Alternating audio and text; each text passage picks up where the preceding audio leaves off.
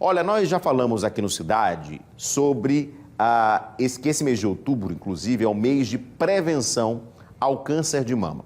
O tipo de câncer, inclusive, que mais atinge mulheres no Brasil. Mas após o diagnóstico, quais os direitos da pessoa portadora de doenças graves, como o câncer? Você sabia que tem leis que asseguram os pacientes a receberem tratamentos dignos com exames, consultas com especialistas, uso de medicamentos de alto custo? Sobre esses direitos, a gente conversa agora aqui na TV Pajuçara com o advogado Juliano Pessoa, especialista em direito médico. Doutor Juliano, tudo bem? Boa noite, mais uma vez, bem-vindo aqui ao Cidade. Boa noite, é uma satisfação mais uma vez participar do programa, especialmente para tratar de um tema tão importante e tão relevante quanto este.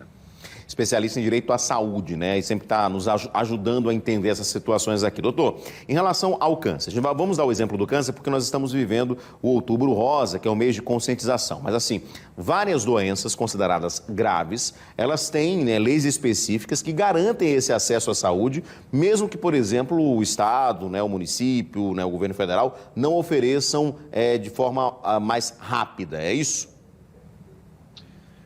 Exato. Na realidade, assim, o paciente que é diagnosticado com a neoplasia maligna, ou seja, que é o câncer, ela tem desde o tratamento a exames, a procedimentos cirúrgicos, tudo isso é provido pelo Estado, tá? Então, o Estado tem o dever, de acordo com o dever, é um dever inclusive constitucional, de prover, de assistir essas pessoas, especialmente no caso do câncer de mama, que é um mês alusivo a este tipo de câncer agora, no mês de outubro. Essas pessoas, esses pacientes, no caso, para você ter ideia, elas têm direito não só ao tratamento, a uma assistência medicamentosa, como também à cirurgia de reconstrução mamária, por exemplo, que é uma das grandes batalhas que essas mulheres enfrentam, muitas vezes é a extração da mama, Então, pelo SUS, ela também tem o direito, seja pelo SUS ou seja pela iniciativa privada, ou seja, assistida por uma operadora de saúde, tanto o Estado como a operadora tem o dever de fazer a reconstrução mamária também. Tudo isso, lógico, de acordo com a indicação médica e com a prescrição médica do melhor momento para que este procedimento seja realizado. Mas o direito existe sim e é importante que as pessoas busquem efetivá-los na prática. Isso é a grande batalha dessas pacientes, A legislação está lá posta, os direitos estão postos, mas muitas vezes na prática elas encontram muitas barreiras e muitas dificuldades no dia a dia. Então, é importante que elas se mobilizem, busquem realmente ajuda, nem que seja junto ao Poder Judiciário, porque realmente a lei precisa ser cumprida efetivamente. E é exatamente por conta disso, às vezes, por exemplo, já de cara você tem um diagnóstico e aí já de cara as pessoas que dependem principalmente do Sistema Único de Saúde começam a enfrentar essas dificuldades, Um exame com uma médica especialista, com um médico especialista que não é para agora, daqui a alguns meses. Esses meses fazem diferença, doutor? Então é muito importante ficar atento a isso. Você tem direito a receber atendimento agora, não é daqui a 6 meses. Porque daqui a 6 meses, o câncer que você soube agora, identificou agora, ou a outra doença grave que você identificou agora, pode estar pior daqui a 6 meses, Não dá para esperar, Especialmente em relação a esse tipo de paciente, Você aborda de forma muito precisa. Veja só, e a legislação, nesse caso concreto, ela traz prazos para que o Estado assista essas pessoas. O que é que eu quero dizer com isso? Para que as pessoas que nos assistem entendam. A lei prevê um prazo de 60 dias, no máximo, para que o tratamento seja iniciado no caso concreto da paciente, seja ele medicamentoso, seja ele quimioterápico, radioterápico ou mesmo cirúrgico. Então, a partir do momento do diagnóstico, se tem 60 dias para iniciar essa etapa seguinte. Além disso, nós temos uma legislação desde 2019 que alterou a lei geral e trouxe um prazo também para o diagnóstico. Qual é o problema que essas pessoas enfrentavam? Demorava-se muito, como você bem destacou, para marcar um exame com um especialista, para fazer aquele determinado exame, para ter o resultado depois, para no fim se ter o diagnóstico. Então isso aí é um preço muito alto para esses pacientes, porque o tempo conta muito nesse tipo de patologia.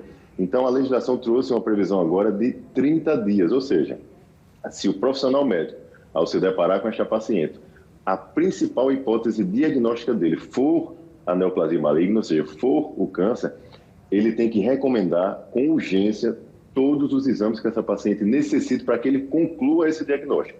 E isso deve ocorrer em até 30 dias. Fechou o diagnóstico com 30, ele encaminha para as instituições e até 60 ela tem que iniciar qualquer tipo de tratamento e abordagem terapêutica que for proposta. Então, ou seja, nós teremos aí um lapso temporal entre desconfiança, conclusão de diagnóstico e início de tratamento de 90 dias. E isso precisa ser cumprido porque conta muito e é uma questão de saúde e necessidade das pessoas. Então, as pacientes precisam, na prática, correr atrás do seu direito e exigir que a legislação seja cumprida como está lá posto. Porque o tempo pode fazer toda a diferença de um caso que pode ser tratado de uma forma mais rápida, né, ou de um caso que, infelizmente, possa levar a óbito. Então, assim, o tempo faz diferença e faz muita diferença, desde o diagnóstico até o início, realmente, do tratamento. E, doutor, no caso de alguns tratamentos, né, de doenças graves que precisam, por exemplo, de medicamentos que são caros, que a pessoa não pode comprar. Isso também é garantido em lei? Também tem previsão legal, por exemplo, para esses pacientes receberem exatamente do Estado, do município, do governo federal, esses medicamentos?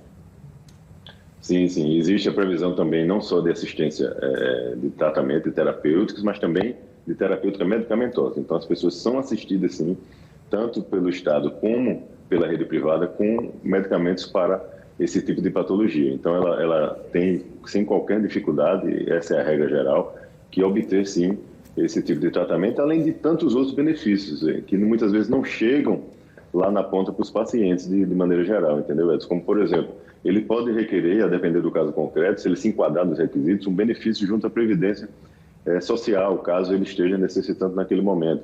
Pacientes, por exemplo, que já são aposentados, ele pode requerer, junto ao Estado também, a isenção de um imposto de renda na sua aposentadoria. Isso conta bastante, porque por mais que o Estado assista essas pessoas, muitas vezes começam a chegar despesas extras em decorrência desse tratamento que ele está se submetendo. Então, ele tem como requerer, se for aposentado, a questão da isenção do imposto de renda. Isso vai trazer um benefício fantástico. Então, ou seja, são vários os benefícios que existem. Logicamente que cada benefício ele pede determinado requisito. Então, é importante que o paciente busque alguma instituição, tentando dirimir alguma dúvida nesse sentido, se ele se encaixa para receber determinado tratamento e benefício. Se ele tiver ainda dúvida, ele pode buscar um profissional, ou a própria Previdência, ou um profissional da área jurídica, para poder assisti-lo, verificar o que diz a lei, verificar o que ele dispõe de documentação e se os requisitos são preenchidos, para que ele pleiteie isso e possa, assim, ser assistido também pelo Estado em relação a esses outros benefícios agregados, né? Não só a questão do tratamento e da cirurgia. Então, tem vários outros, como o saque, por exemplo, do FGTS. Então, é possível. Às vezes, tem pais, mães, que tem um filho que está acometido por uma patologia como essa, e ele pode ir lá, sendo funcionário da iniciativa privada, e fazer o saque do seu FGTS para assistir esse filho. Então, ou seja, são inúmeros benefícios, e é importante que o paciente busque auxílio, busque as instituições, né, que muitas vezes fazem campanhas e amparam essas pessoas, que elas também detêm essas informações e pode direcionar, de repente, para algum profissional. Perfeito. Doutor Juliano, muito obrigado pela sua participação. E, claro, se encontrando dificuldades, tem que acionar a justiça. A gente sabe que a judicialização da saúde é algo que é muito discutido nos últimos meses, nos últimos anos, na verdade, mas em alguns casos, em muitos casos, é o único caminho que esse paciente pode e garante o atendimento médico. Muito obrigado. Boa noite. Eu que agradeço. Boa noite.